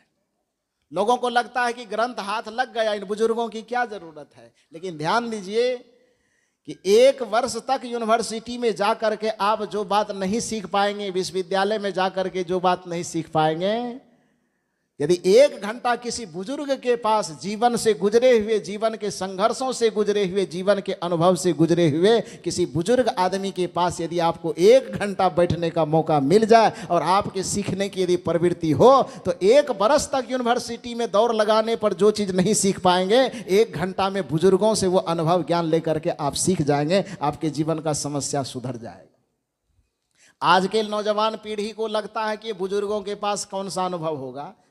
असली ज्ञान तो हम ही लोगों के पास है।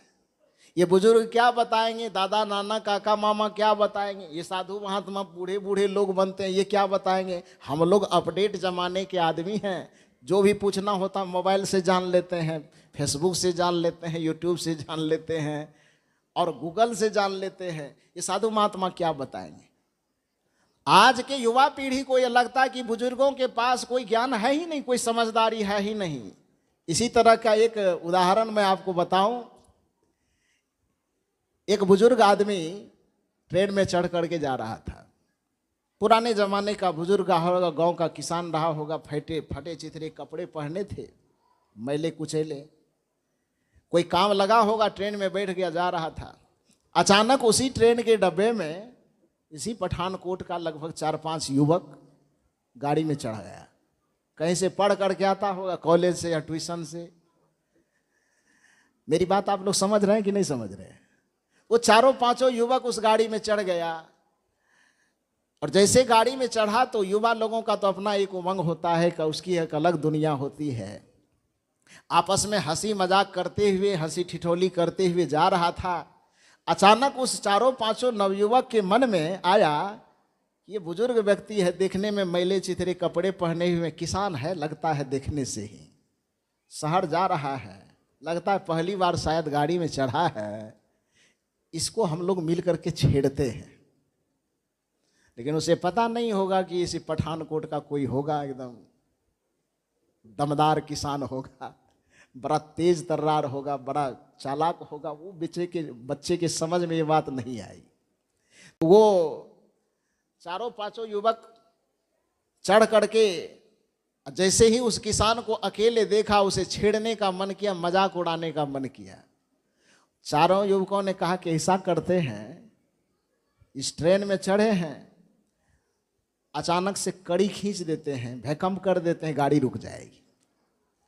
गाड़ी जैसे ही रुकेगी वैसे क्या होगा, टीटी आएंगे, टीटी पूछेंगे, प्रशासन के साथ आएंगे और वो पूछेंगे कि गाड़ी को किसने रोका है। तो जैसे ही वो रोकने की बात करेगा, फाइन वगैरह करने की बात करेगा, चारों पांचों मिल करके इस बूढ़े व्यक्ति का नाम लगा दूंगा। किसका नाम लगाऊंगा? ये जो बूढ़े बैठे हैं, किसान बैठे हैं, इसका नाम लगा दूंगा, इसी ने खींचा है। तो ये आपस में विचार करते, उनके विचार को, उनकी बात को बूढ़ा किसान जो बेचारा था उसने सुन लिया। फिर आपस में वो लोग विचार करते हैं कि ऐसा है कि हम लोग इल्जाम तो लगाएंगे इस बाबा के ऊपर, लेकिन ये रोध होकर के भी कह दिया कि हमने नहीं खींचा, ये हमको जबरदस्ती फंसा रहा है, और कहीं इस बूढ़े बुजुर्ग की बात को टीटी और प्रशासन के लोग मान लिया और हम लोगों को पकड़ेगा, तब क्या करेंगे। तो ऐसा करो, पहले से व्यवस्था करके रखो, पैकेट में कुछ पैसा जमा करके रख लो कि फाइन करे भी तो पहले तो नाम इस बूढ़े बेचारा का लगाएंगे। यदि ये मामला सलट गया तब तो फंसेगा ये। लेकिन यदि इनके बात पर टीटी विश्वास नहीं किया, जेआरएफ के पुलिस विश्वास नहीं किए, तो फिर क्या होगा, पकड़ेंगे हम लोगों को, फिर फाइन लगेगा। तो पहले से पैसा जमा करके रखो कि ताकि खोजना न पड़े। तो उस सब मिला करके कितने आदमी थे? 10 आदमी, 10 युवक था लगभग। उसमें 10 ने कहा ऐसा करो कि 200 रुपये दो। 10 मिल करके अपने पैकेट से 200 रुपये निकाला, गिनती किया तो 10 आदमी में 200 रुपये जमा किया। कितना हुआ? 2000 हुआ ना, 2000 रुपये, 10 दूनी 20, 2000 रुपये हुए। 2000 रुपये को गिन करके बढ़िया से एक युवक को कहा कि देखो सबके पास से इकट्ठा करके तुम ही अपने पैकेट में रख लो। तो वो अपने पैकेट में रख लिया। आप लोग थोड़ी देर शांत रहे। तो उस युवक को पैकेट में रखने के लिए दे दिया कि पहले तो नाम लगाएंगे इस बूढ़े बेचारे का, यदि ये फंसा तो ठीक, नहीं यदि हम लोगों के ऊपर इल्जाम आया तो ये फाइन दे करके तुरंत मामला सलट लेंगे। ऐसा सोच करके वो अपने पैकेट में रखा, चैन खींच दिया, गाड़ी रुकी। सचमुच में वैसा ही हुआ। पुलिस प्रशासन के 5-6 पुलिस एकदम बंदूक ताने, लाठी डंडा लिए, 4-5 टीटी सहित उस डब्बे में प्रवेश किया जहां पर चैन खींचा हुआ था। गाड़ी रुकी हुई थी।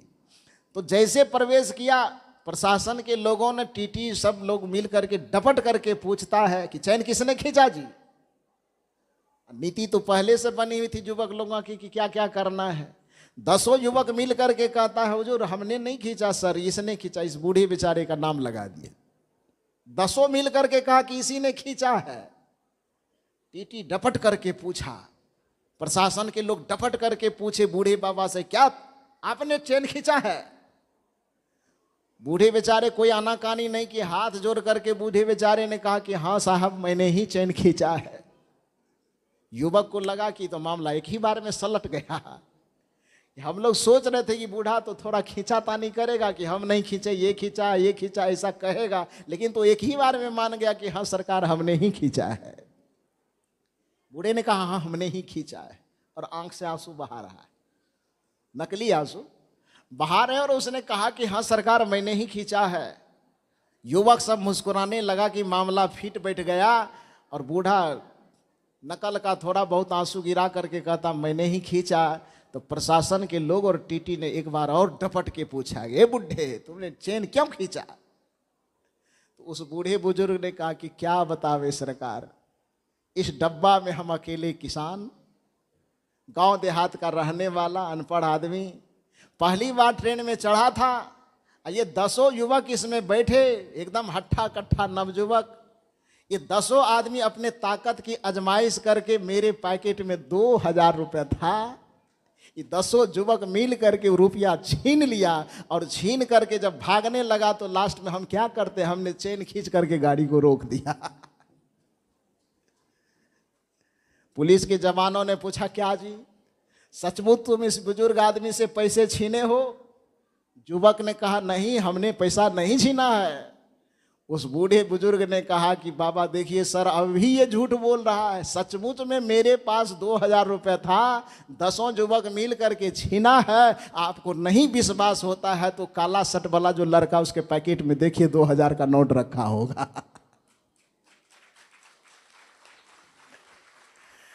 और उस बुजुर्ग आदमी के कहने पर सचमुच में उस युवक को पकड़ा, सामने खींच करके लाया, पैकेट से निकाला तो कितना रुपया निकला? क्यों निकलेगा 2000? क्योंकि बाबा तो देख ही रहे थे कि पहले से गिन करके रखा है।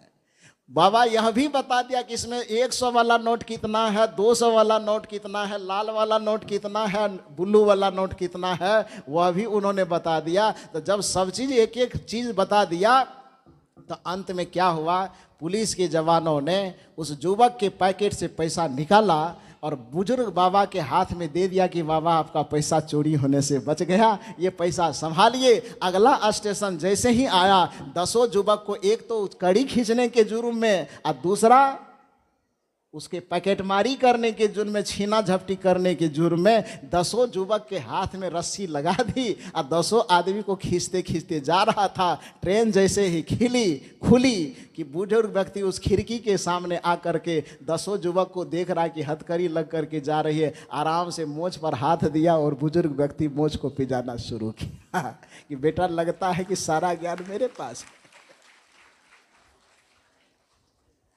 तुम्हें लगता है कि सारी बुद्धिमानी मेरे पास है। असली बुद्धिमानी हम तुमको दिखाए कि बुद्धिमानी क्या होता है। दूसरे को गड्ढे में गिराने चले थे, तू खुद गड्ढा में गिर, देख कैसा लगता है।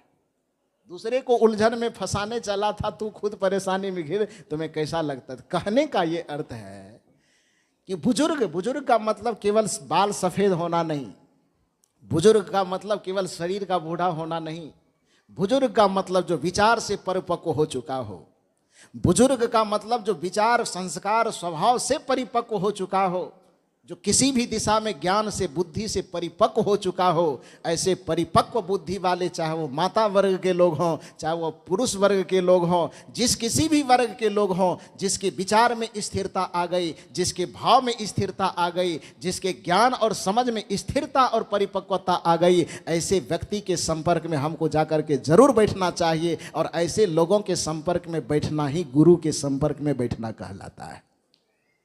तो ऐसे गुरु के शरण में हमें जाना चाहिए। गुरु के शरण में जब हम जाते हैं तो हमारा जीवन निहाल हो जाता है। श्री गुरु चरण सरोज रज निज मन मुकुर सुधार, वरनौ रघुवर विमल जसु जो दायक फलचार। गुरु के शरण हो करके जब हम ईश्वर के शरण तक पहुंचते हैं तो हमारा जीवन धन्य हो जाता है। आइए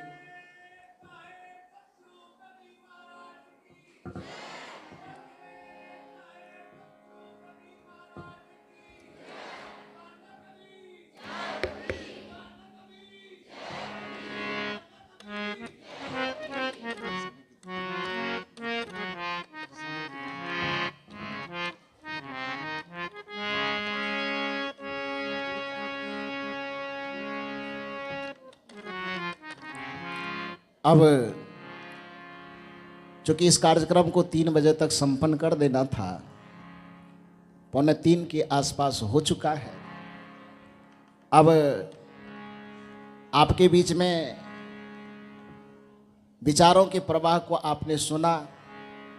एक ऐसा पद जो हमें गुरु से जोड़ देता है, गुरु के शरण से जोड़ देता है, हमारे मन के सूरत के तार को प्रभु से, परमात्मा से, ईश्वर से, गुरु से, जिस किसी को भी हम अपना इष्ट मानते हैं उसके चरण से जोड़ देता है। जिसको सदगुरु कबीर साहब ने अपनी भाषा में कहा, शायद आप उसको समझ पावें कि सूरत के डोर गगन बीच लागल। इस बात को समझ रहे हैं जो मैं कह रहा हूँ? हो सकता है बिहार की भाषा में आप न समझ सकें मतलब ये होता है जिसको गोस्वामी जी ने अपनी भाषा में कहा कि कर से कर्म करहु विधि नाना, असुरत रहे जहाँ कृपा निधान। जहाँ कृपा निधान, जहाँ पर जो आपका स्पिरिचुअल पावर है, आध्यात्मिक शक्ति है, शाश्वत तत्व है, आपकी चेतना से उस तत्व में चेतना के धार को जोड़ सके, यह सामर्थ्य सत्संग में होता है, गुरु भक्ति में होती है। तो जिस गुरु के प्रभाव से हमारी चेतना उस परम सत्य से जुड़ जाए, ऐसे गुरु का हमें वंदन जरूर करना चाहिए। भारत की परंपरा, भारतीय संस्कृति की परंपरा यही रही है कि जब आप ईश्वरीय पूजा पाठ के विधान से जब कोई काम करते हैं तो उसमें किसी भी ईश्वर की आराधना वंदना करने से पहले लोग गणेश जी की पूजा वंदना करते हैं। लेकिन जब गुरु की परंपरा से कोई कार्य होता है, गुरु मार्ग में चलने वाले कोई अनुष्ठान करते हैं, कोई आध्यात्मिक कार्य करते हैं, तो उसमें किसी की भी वंदना से पहले गुरु की वंदना परम अनिवार्य मानी जाती है। और अध्यात्म पथ में चलने वाले तो शुरुआत भी, अपने जीवन की शुरुआत भी गुरु से करते हैं और समापन भी गुरु पर ही जा करके करते हैं। तो हम लोगों ने गुरु की वंदना से इस कथा की, इस प्रवचन की शुरुआत की थी। अब जाते जाते हम लोग गुरु से ही, गुरु के माध्यम से ही इसका समापन भी कर देते हैं। तो मैं आगे आगे कहूँगा और आप लोग जितनी मस्ती, जितने आनंद के साथ गा सके इसे पीछे पीछे गाएंगे। तो चलिए हम लोग आरंभ करते हैं। गुरुवर तेरी कृपा से सब काम हो रहा है। आप लोग गाएंगे कि नहीं गाएंगे? क्योंकि मैंने पहले बताया कि आप गुरु नानक देव जी की धरती पर जन्मे, पले, बढ़े, खेले, खाए हैं। और मैं जहाँ से आया हूँ, कहाँ से आया हूँ? गुरु गोविंद सिंह जी की धरती से आया हूँ ना। तो आपका हमारा रिश्ता, आपका हमारा नाता एक दिन का नहीं है ना। उस गुरु की परंपरा से, उस गुरु के धार से हमारी और आपकी धार जुड़ी हुई है। तो ऐसा आप मत समझें कि मैं आपके सामने पहली बार आया हूँ या आप मेरे सामने पहली बार आए हैं। जन्मों जन्मों का नाता आपका हमारा है। तो इस वजह से आप यह मान करके चलेंगे कि मैं यहाँ पर बैठा हुआ हूँ तो ये कोई भवन नहीं है। मैं बैठा हुआ हूँ तो गुरु की छत्र छाया में बैठा हुआ हूँ। और उस छत्र छाया में बैठे होने का अनुभव करते हुए बड़ी ताजगी और बड़ी ईमानदारी के साथ इस पद को दोहराएंगे। मैं आगे आगे कहता हूँ, आप लोग पीछे पीछे दोहराएंगे। जोरदार ताली और जोरदार स्वर के साथ इसे गाएंगे। गुरुवर तेरी कृपा से सब काम हो रहा है। गुरुवर तेरी कृपा से सब आप कर रहे हैं, मेरा नाम हो रहा है। सब आप कर रहे हैं।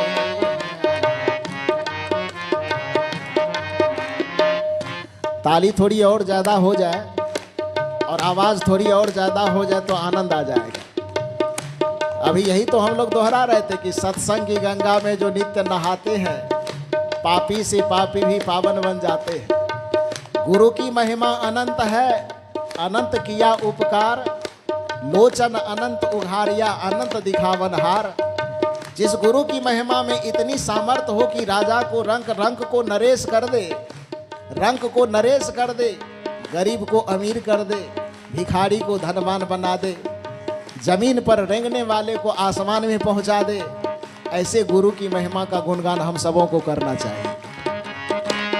गुरुवर तेरी कृपा से सब काम हो रहा है। गुरुवर तेरी कृपा सब आप कर रहे हैं, मेरा नाम हो रहा है। सब आप कर रहे हैं।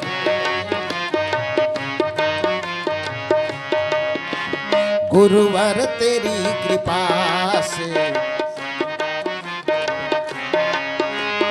गुरुवर तेरी कृपा से सब काम हो रहा है। गुरुवर तेरी कृपा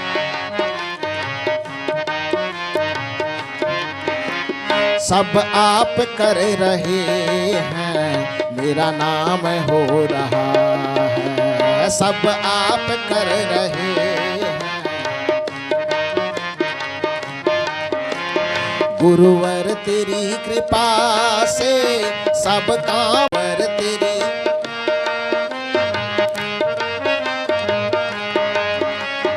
गुरुवर तेरी कृपा से सब काम हो रहा है। गुरुवर तेरी कृपा से, गुरुवर तेरी कृपा से सब काम हो रहा है। गुरुवर तेरी,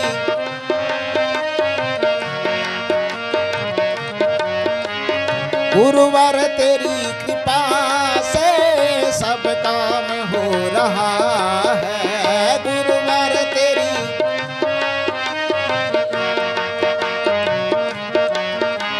सब आप कर रहे हैं, मेरा नाम हो रहा है। सब आप कर रहे हैं। लगता है आप लोग मुझसे नाराज हो गए। नाराज नहीं है तो आवाज इतनी सुस्ताई क्यों है? ताली में भी ताकत नहीं दिख रही है और आवाज में भी ताकत नहीं दिख रही है। यदि आप मुझसे प्रसन्न हैं तो मैं चाहूंगा थोड़ी मुस्कुराहट के साथ जोरदार ताली और जोरदार स्वर में आप दोहराएं।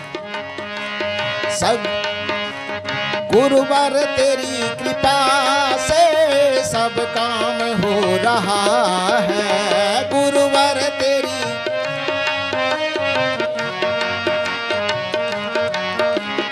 गुरुवर तेरी कृपा से सब काम हो रहा है। गुरुवर तेरी,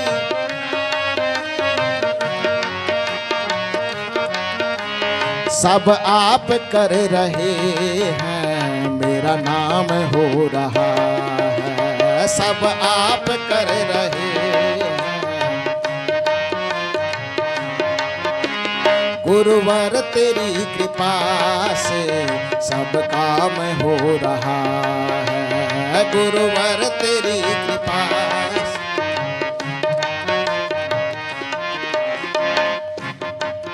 पहली कड़ी का निवेदन, खुशियाँ कोई मनाए, आंसू कोई बहाए। खुशियाँ कोई मनाए,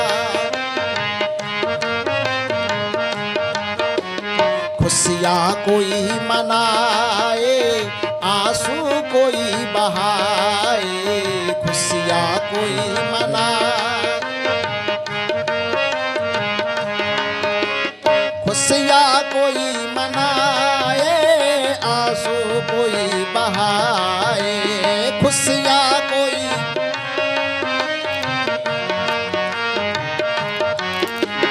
खुशियाँ कोई मनाए, आंसू कोई बहाए। खुशियाँ कोई,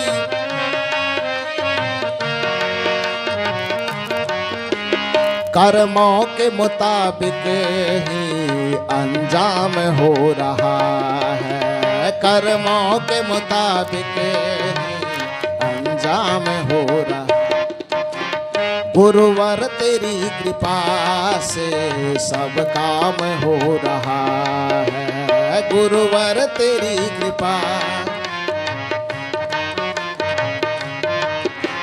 सब आप कर रहे हैं, मेरा नाम हो रहा है। सब आप कर रहे हैं, गुरुवर तेरी कृपा से सब काम हो रहा है। गुरुवर तेरी,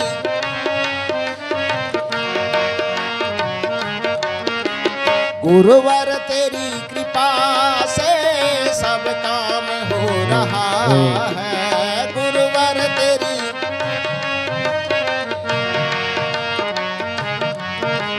सब आप कर रहे हैं, मेरा नाम हो रहा है। सब आप कर रहे हैं, गुरुवर तेरी कृपा से सब काम हो रहा है, गुरुवर तेरी।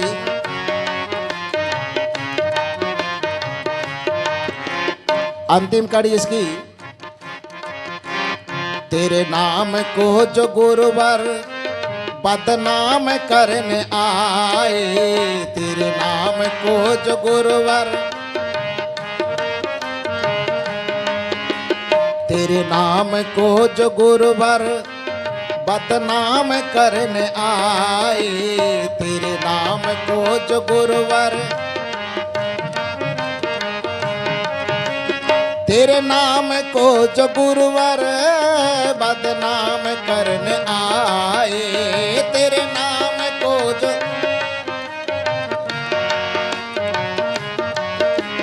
तेरे नाम को जो गुरुवर बदनाम करने आए, तेरे नाम को जो गुरु।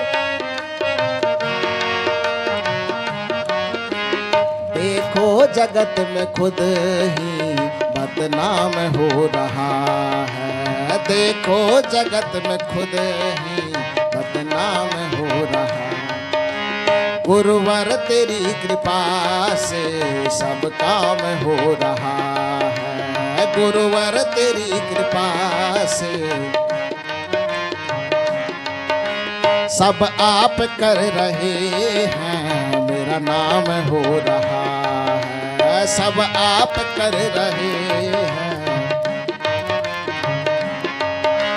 गुरुवर तेरी कृपा से सब काम हो रहा है, गुरुवर तेरी कृपा।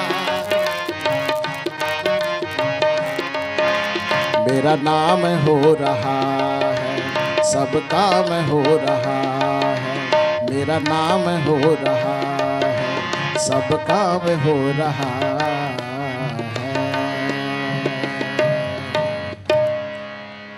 बोलिए सदगुरु कबीर साहेब के।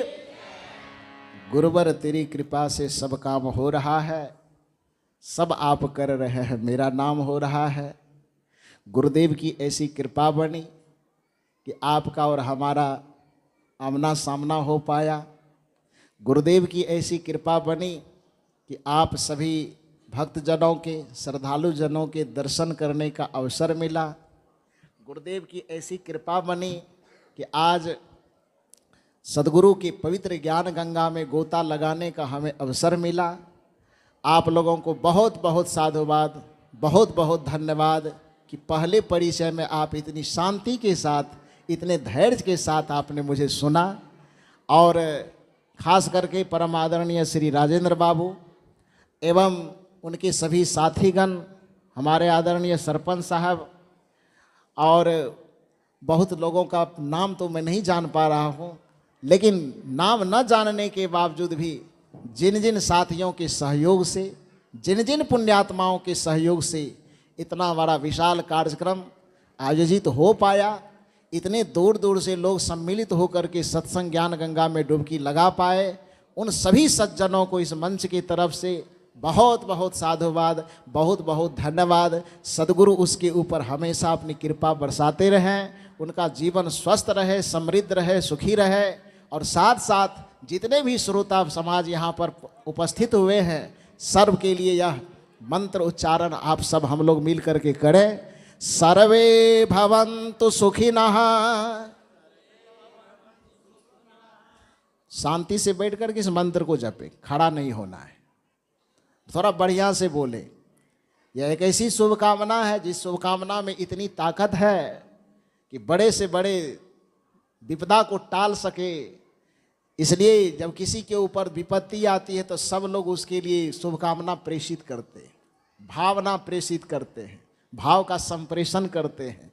तो हम धरती के जितने मनुष्य हैं सबके प्रति सद्भावना का संप्रेषण करें, या मनावें, अपने गुरु से, अपने ईश्वर से, अपने परमात्मा से ये प्रार्थना करें कि सबका जीवन सुखी हो, सबका जीवन मंगलमय हो, सबका जीवन आनंदमय हो। इसी भाव पर भावित यह पद है जिसे हमें और आपको पीछे पीछे दोहराना है। सर्वे भवन्तु सुखिनः। आवाज कम आ रही है, दो ही बात हो सकती, या तो भूख लग गई होगी जोर से, या नहीं तो पूरा नाराज हो गए होंगे बस।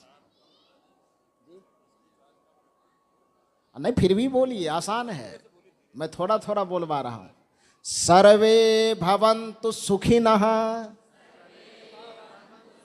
अरे कितना आसान है साहब, बड़ी आसानी से बोल पा रहे हैं सब।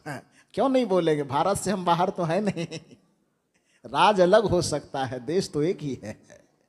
तो आप दोहराए बढ़िया से, सर्वे भवन्तु सुखिनः। आवाज अभी कम आ रही है, और जब तक कम आती रहेगी एक ही पंक्ति को 1000 बार दोहरवाएंगे आपसे।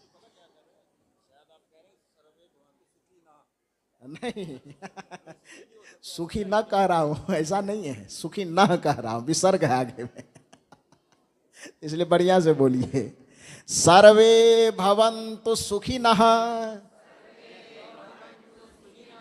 माता लोग ठीक ठाक है, इसकी आवाज बहुत तंदुरुस्त है, आप लोग थोड़े कमजोर दिख रहे हैं।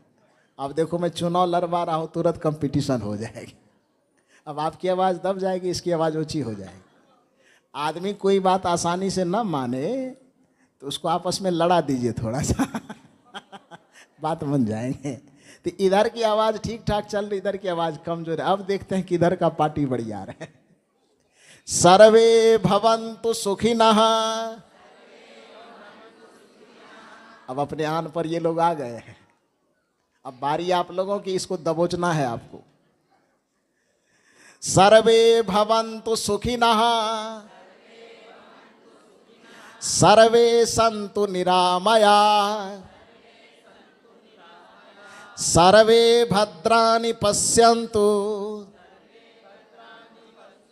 मा कश्चित् दुख भाग भवेत्।